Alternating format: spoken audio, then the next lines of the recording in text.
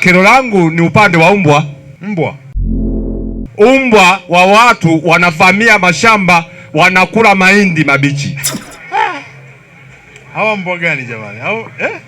Mbwa wanakula mahindi? Kwa jina naitwa Sostensi Gangitelefu Maona. Ndio. Swala langu kwanza, nipende kushukuru DC ulipofika mahali hapa. Ndio. Kwa sababu kijiji chetu hichi ni kama furaha na ilikuwa ni adimu kupatikana kama wewe. Ndio. Mimi hapa nilikuwa na kero kidogo kuhusu juu ya wafugaji. Iomasa tuna watu wafugaji wadogo. Kuna wafugaji wa mbuzi, ng'ombe, sijui kondoo pamoja na mbwa. Sasa kero langu ni upande wa mbwa. Kipindi cha kifuku mbwa wanavamia mashamba.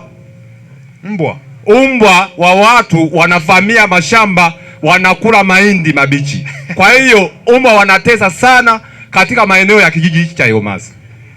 Lile pale mimi nimeguswa sana. Kwa hiyo nilikuwa nafikiri kama kuna utaratibu. Najua kwamba wafugaji lazima mbwa wafugwe wa namna gani. Maana mbwa wanashambulia mahindi. Mwaka mmoja walishambulia shamba langu mpaka likaisha. Sasa ningeomba tupate utaratibu kama kijiji chetu kipate utaratibu wa ufugaji wa mbwa. Wafuge kwa njia ya namna gani?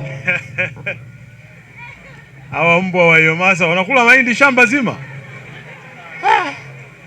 Hawa mbwa gani jamani? Mbwa wanakula mahindi? Sawa. Hivi tuna afisa kilimo kweli jamani hapa? Yupo Afisa mifugo yupo? Atatusaidia elimu kidogo hiyo. Asante mkuu wa wilaya. Nimeulizwa kuhusiana na mbwa ambao wanakula mahindi kipindi cha masika, si ndio?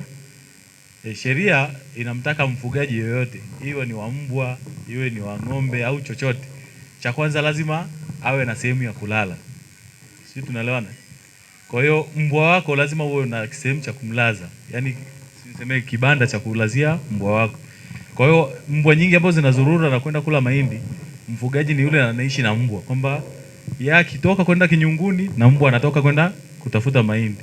Kwa hiyo cha kwanza, ukitaka kufuga mbwa au mnyama yoyote, uwe na sehemu ya kumlaza. Tofauti na hivyo ni bora ukaacha kumfuga. Na labda niseme mbwa wako itakuwa afungiwe kwenye banda mchana wote mpaka saa 4 usiku. Saa 4 usiku ndipo unaruhusiwa kumwachia kwa sababu ya kufanya ulinzi ukiwa umelala.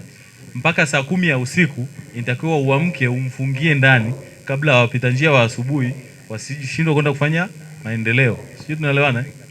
Ukifanya kinyume na hapo, manake sasa tunakumbana na mkono wa sheria. Na sasa hivi niseme tuko kwenye kampeni ya kupiga chanjo ya kichaa cha mbwa.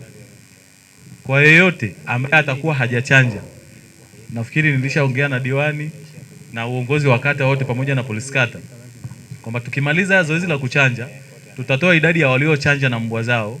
Ikiwa wewe ni mmoja wa wale ambao haujachanja, sheria itakufanyia kazi.